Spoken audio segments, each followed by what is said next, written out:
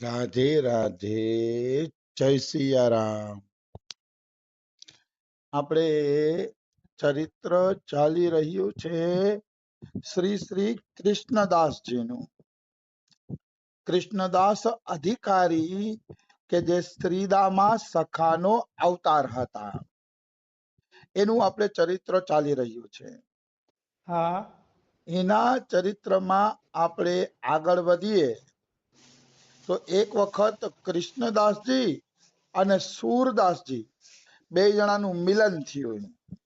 હા તો મિલન થયું ને તો સૂરદાસજી એમ કહે છે કે હે કૃષ્ણદાસજી, એવી કોઈ કવિતા બનાવો કે જે કવિતામાં મારા પદની છાયા ન હોય.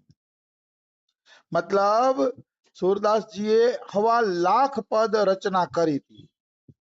એટલે સૂરદાસ એમ કહેવા માંગે છે કે એવી નવીન કવિતા બનાવો કે જે મારી કવિતા હારે મેલ ન ખાતી હોય, કઈક નવીન જ હોય. હા તો કૃષ્ણદાસ કે ઠીક છે, પ્રયાસ કરું છું. પછી કૃષ્ણદાસે કવિતા બનાવી તો સૂરદાસ કી જો મારા આ પદમાં આ ભાવ તો આવી ગયો છે, કઈક નવીન ભાવ દેખાડો કે કઈક નવીન વાતની રજૂઆત કરો કે આ કવિતાનો ભાવ તો આમાં આવી ગયો છે. તો કે ઠીક છે. હા પછી કૃષ્ણદાસે પાછી એક નવી કવિતા બનાવી અને કીધું કે આ તો કવિતા નવીન છે ને. તો કે અરે સૂરદાસજી કે આનો ભાવ તો આ જગ્યામાં આવી ગયો કે આ તો જૂની જાણીતી છે, કે કઈક નવી કવિતા સંભળાવો. હા એટલે કૃષ્ણદાસજીએ ઓછામાં ઓછી 10 કવિતા સંભળાવી, પણ બધી કવિતામાં સૂરદાસજી એમ જ કહે કે આ કવિતાનો ભાવ તો મારા આ પદમાં આવી ગયો છે. હા એમ જ સૂરદાસજી કીધે રાખે. એટલે કૃષ્ણદાસે કીધું કે ભાઈ મને એક દીનો સમય આપો. કે પછી હું તમને એવી સુંદર કવિતા બનાવી દઈશ, પણ તમે મને એક દીનો સમય આપો. તો કે જાઓ, તમને એક દીનો સમય દીધો, કાલે તમે કવિતા બનાવીને આવજો. હા તો કે ઠીક છે. પછી કૃષ્ણદાસ ઘરે ગયા. પછી કૃષ્ણદાસને એમ થયું કે 1.25 પદ સૂરદાસજીએ લખ્યા છે, હવે આમાં મારે નવીન કવિતા કેમ બનાવી? હા એવી કઈ કવિતા બનાવવું કે જે વાસ્તવમાં નવીન હોય? એને ચિંતા થઈ ગઈ, કારણ કે બધી કવિતા સૂરદાસજી યારે મળતી આવતી હતી. હા એટલે એને ચિંતા થઈ કે હવે શું કરું, હવે શું કરું, એવી ચિંતા થવા માંડી. પણ ચિંતામાં થોડીક નિંદ્રા જેવું આવી ગયું ને, તો ભગવાનથી રહેવાનું નહીં. ભગવાનને એમ થયું કે મારો ભક્ત ચિંતામાં છે, હા અને ભક્ત ચિંતામાં હોય ઈ ભગવાનને ગમતું નથી. હા ફક્ત થોડોક પણ ચિંતામાં હોય તો ભગવાનને અનુકૂળ આવતું જ નથી ને, ભગવાનને ગમતું જ નથી ને. કારણ કે ભગવાન ભક્ત વત્સલ છે, ભગવાનને ભક્તો અતિ વાલા છે. એટલે ભક્ત ચિંતામાં હોય તો ઠાકોરને પણ ચિંતા આવી જાય છે. જેમ બાળકને કોઈ તકલીફ હોય તો માતા પિતા ચિંતામાં આવી જાય છે, એવી જ રીતે ભક્તને કોઈ ચિંતા હોય તો ભગવાન ચિંતામાં પડી જાય છે. નિશ્ચિત, એમાં કોઈ એટલે કોઈ શંકા નથી, કોઈ સંશય જ નથી. ભગવાનને ચિંતા આવી જ જશે ભક્તના કારણે. જ્યારે નામદેવનું ઘર આખું બળી ગયું, તો બળી ગયું તો નામદેવજી ઠંડીમાં ધ્રુજતા હતા, ઠંડીમાં સૂતા હતા. તો કૃષ્ણને ચિંતા થવા માંડી કે મારો ભક્ત ઠંડીમાં ધ્રુજે છે, ઠંડીમાં સૂવે છે, એ થોડું કઈ હાલે, મારે એને મદદ કરવી જોઈએ. તો રાતના 12 વાગે કૃષ્ણ ભગવાન ઉઠ્યા. તો રૂકમણીજીએ પૂછ્યું કે કેમ દ્વારકાધીશ રાતે 12 વાગે ઉઠ્યા? કે અવશ્ય કોઈ ભક્તને મુસીબત આવી હશે.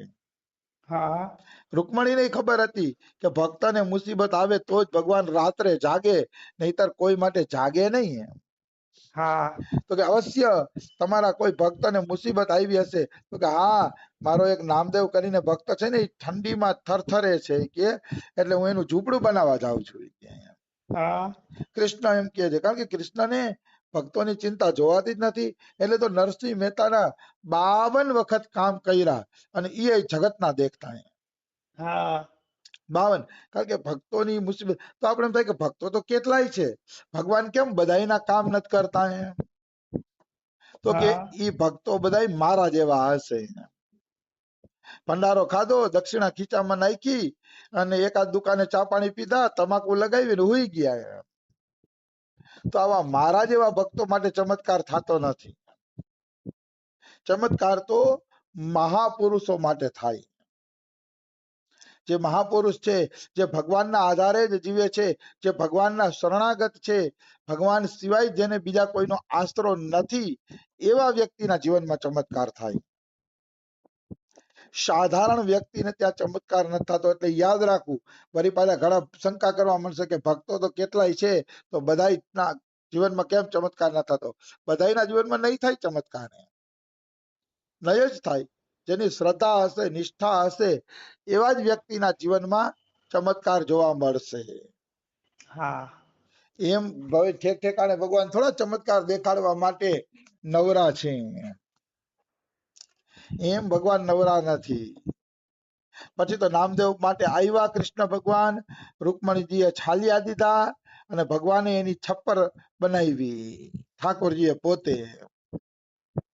આવી વસ્તુ છે. એટલે ભક્તોનું કષ્ટ ભગવાન જોઈ નથી શકતા. એટલે આ કૃષ્ણદાસ જેને આ પદ રચના કરી હતી, એની ચિંતા ભગવાન જોઈ ન હોય કા. એટલે ભગવાન એક નવે નવું પદ બનાવી અને એના ઓશિકા પાસે મૂકી દીધું. હા સ્વયં ઠાકોરજીએ એક પદ લખી અને એના ઓશિકા પાસે મૂકી દે છે. હવારે કૃષ્ણદાસ ઉઠ્યા તો એના ઓશિકા પાસે પદનો કાગળિયો પડ્યો હતો અને ઈ પદ જોઈને કૃષ્ણદાસ અતિ હરખાઈ ગયા વાહ કે વાહ, મને નવીન પદ મળી ગયું.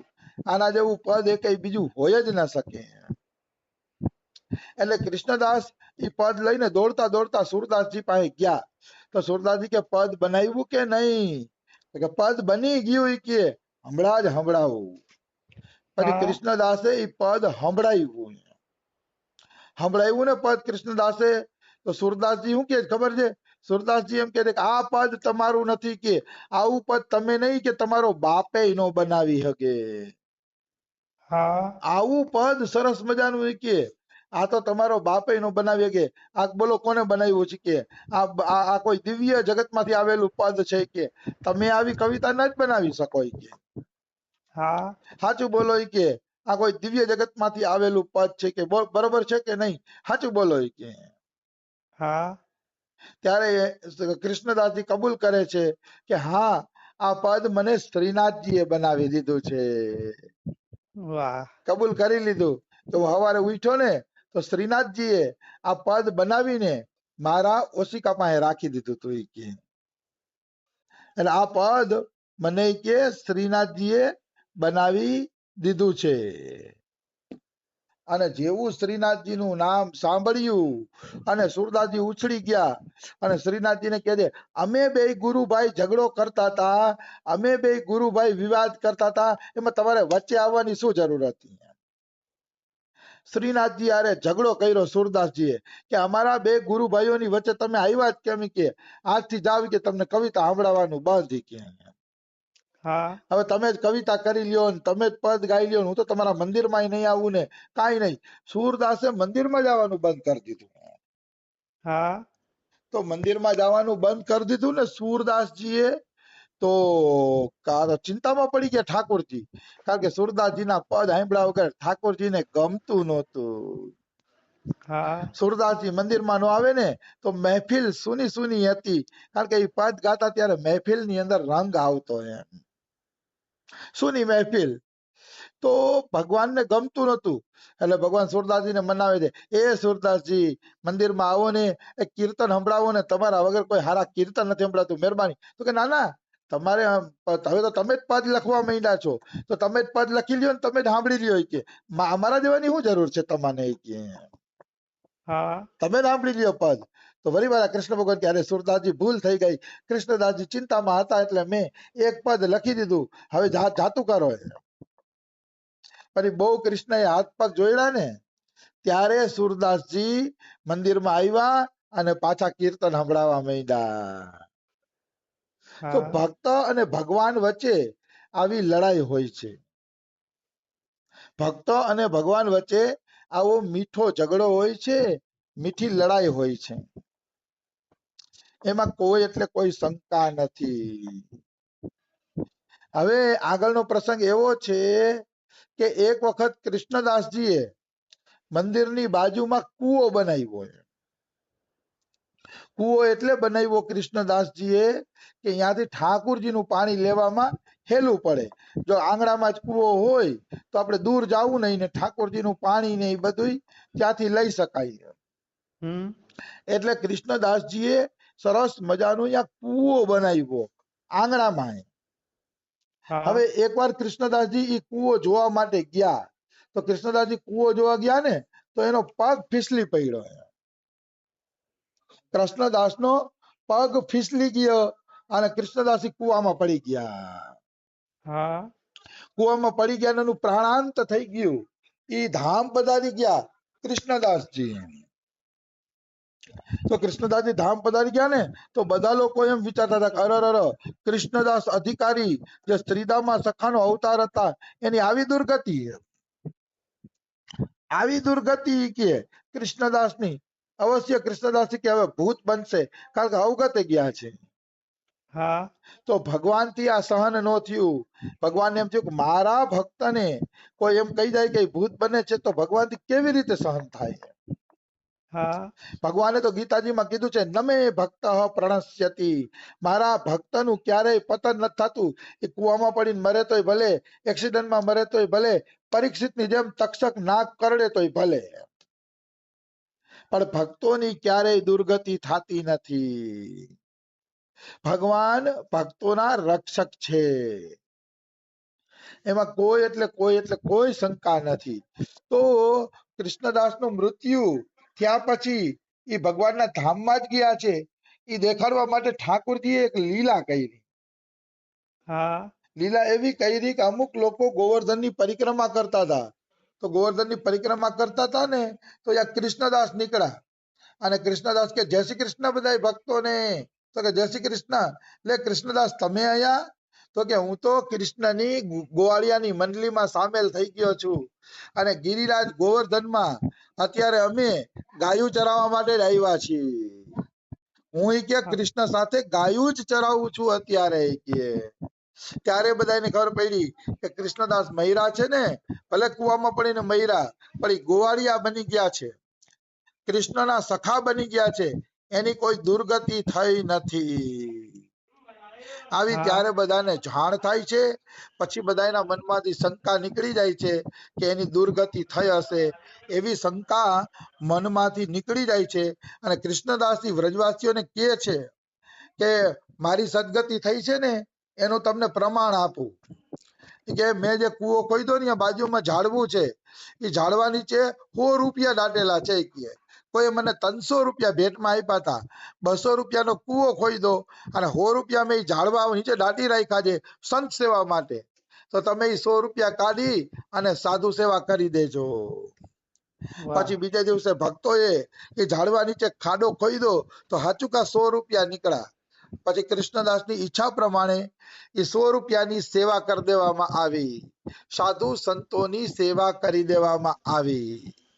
આ રીતે કૃષ્ણદાસે પ્રમાણ આપી દીધું કે મારી દુર્ગતિ થઈ નથી, હું તો કૃષ્ણના સખા હારે ભળી ગયો હતો. આ કૃષ્ણદાસ કોણ હતા? તો કે અમદાવાદની બાજુમાં ચિલોતરા નામનો પ્રદેશ છે. એ ચિલોતરા પ્રદેશમાં કણબી એટલે પટેલ કુળમાં કૃષ્ણદાસ અધિકારીનો જન્મ હતો. અમદાવાદના પટેલ હતા એ, ચિલોતરાના. આપણે તો કોઈ દી ચિલોતરા કઈ જોયું નથી અમદાવાદની બાજુમાં, પણ અમદાવાદની બાજુમાં ચિલોતરા છે ને, ત્યાંના કણબી પટેલમાં એમનો જન્મ હતો. અને પછી એને જિંદગીભર શ્રીનાથજીની સેવામાં ગોવર્ધનમાં જ પોતાનું જીવન પૂરું કર્યું. મૂળી અમદાવાદના પટેલ હતા. આપણા ગુજરાતનું ગૌરવ છે કે ગુજરાતની અંદર આવા અષ્ટ સખાનો અવતાર થયો, એ એક ગુજરાતનું ગૌરવ છે. તો અહીંયા કૃષ્ણદાસનું ચરિત્ર પૂરું થાય છે. બીજું આપણે કાલે લઈ લેશી. રાધે રાધે, જય સિયા રામ. રાધે.